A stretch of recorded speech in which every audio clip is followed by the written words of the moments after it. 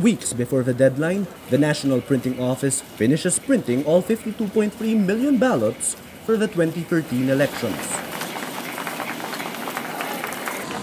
The ballots pass a series of tests.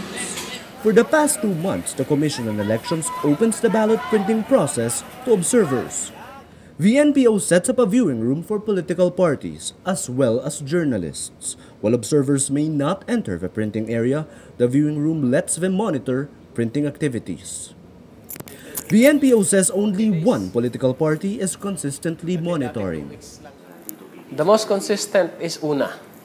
UNA has a 24-hour, 24/7 watcher dyan. Nagre-relyebo sila. So, nung una, tinatanong ko bakit ito palagi nandito. Representative pala sila ng UNA. Sila lang. The others, pabisibisita. KBL, nagpunta dyan.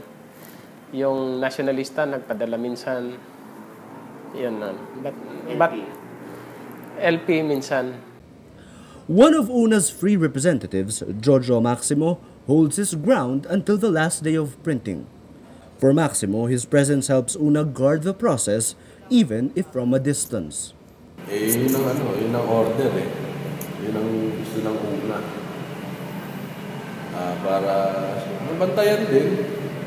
Kasi kahit pa paano, may naman kami na nalalaman naman namin yung oras-oras na nangyayari dyan. Kahit nandito lang kami, nakikita namin kung ano yung mga nangyayari sa loob.